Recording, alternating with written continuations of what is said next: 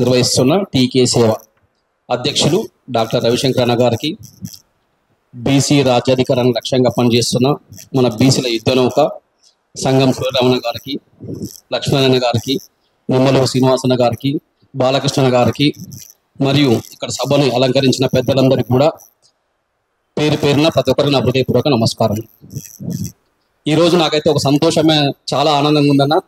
ఈరోజు ఇలా సభ మన వెంకటేశ్వర్లని, బాలకృష్ణని, ఇక్కడ అన్నని, మన శంకర్ని, వీళ్ళందరూ ఒకే వేదికపై చూస్తుంటే నాకు చాలా ఆనందంగా ఉంది. ఇప్పటికైనా మనం విభేదాలన్నీ పక్కన పెట్టి మనము ఇవాళ రాజ్యాధికారంలో మనం చాలా వెనుకబడి ఉన్నాం కాబట్టి మనం ఒక లక్ష్యంతో ముందుకెళ్తే బాగుంటుందని చెప్పేసి అని అనుకుంటున్నా. ఇది టీకే సేవ ఆధ్వర్యంలోనే జరుగుతుందని చెప్పేసి అని ఆ కళ నిలబెడుతుందని చెప్పి అనుకుంటున్నాను. నేను ఈరోజు మనందరికీ కూడా ఒక గాఢమైన దిగువ దినం ఈరోజు మనందరికీ. మన ప్రియమైన వనజీవి రామయ్య గారు మన మధ్య లేరని తెలియగానే మన హృదయాలన్నీ కలిసిపోయినాయి. హృదయాలన్నీ చాలా బాధగా ఉన్నాయి. మరి ఈరోజు వనజీవి రామయ్య గారు అడవులని సంరక్షించడానికే ఆయన జీవితాన్ని అంకితం చేసింది అలా వనజీవి రామయ్య గారు. వనజీవి రామయ్య గారి విషయానికి వస్తే 1937 సంవత్సరంలో ఖమ్మం జిల్లాలో ఒక పల్లెటూరులో జన్మించడం జరిగింది. ఆయన ఎక్కువ చదువుకోలేదు, 5వ తరగతి వరకు చదువుకున్నాడు. మరి గొప్ప చదువులు నేను చదవలేదు. 5వ తరగతి వరకు చదువుకొని ఆయన గురువు గారు చెప్పిన బోధించే పాఠాల వల్లనే చెట్ల వల్ల లాభాలు ఏంటి తెలుసుకొని ఆ రోజు ఆ స్ఫూర్తితో ఇవాళ సమాజం నిలిచిపోయే విధంగా ఆయన ఈరోజు నిలిచిపోయాడు.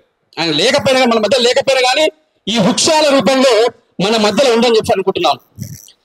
కానీ ఏ రోజు కూడా ఆయన స్వార్థంగా, డబ్బు పరంగా, లగ్జరీ వైపు ఆలోచన చేయలే. ఇవాళ ఒక కిరీటాన్ని పెట్టేసుకొని ఆయన ఎండాకాలం వచ్చిందంటే అన్ని చెట్లకి వెళ్ళి విత్తనాలు సేకరించేవాడు. విత్తనాలు సేకరిస్తుంటే అందరూ నవ్వుకునేవారు ఆయన చూసి. ఏంటి పిచ్చోడు అనుకున్నా, నువ్వు ఇంట్లో గాని అనుకున్నావా, రాజీవ్ గాంధీ అనుకున్నావు, ఎవరనుకున్నావు, నేను సత్కరిస్తారని చెప్పి అనుకున్నారంట. అందరు జనాలు నవ్వుకున్నారు. కానీ ఎప్పుడైతే భారత ప్రభుత్వం 2017లో ఆయనకు పద్మశ్రీ అవార్డు ఇచ్చిందో ఆ రోజు నుంచి ఆయన సెల్యూట్ కొట్టడం మొదలుపెట్టారు జనాలు. అప్పుడు ఆయనకు మనకు సమాజం గుర్తించింది. అప్పుడు ఆయనకు ఆనందం కలిగింది. దాంతో ఆగలే.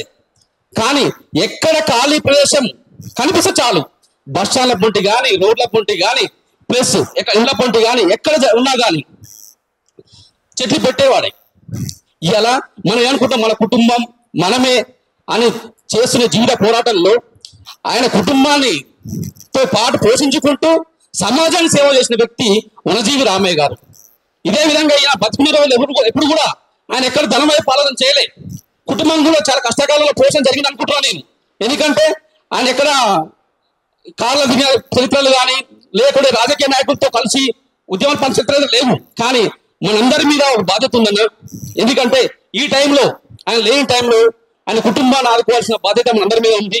టీకే సేవ ఎందుకంటే చాలా చక్కగా మంచి ప్రణాళికలతో ముందుకెళ్తుంది. చాలామంది జయంతి రోజు ప్రారంభోత్సవం జరిగింది. అది మంచి కార్యాలు ముందుకెళ్తుంది.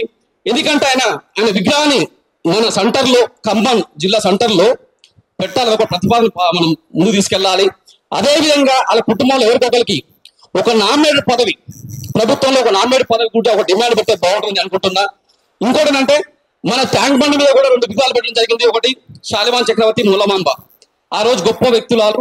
మొల్లమాంబ అనే వ్యక్తి కూడా ఆ రోజు స్త్రీలకు విద్య నిషేధించబడిన కాలంలోనే ఆమె తెలుగు జాతి కూడా రామాయణం అందించేసి చరిత్ర నిలిచిపోయింది.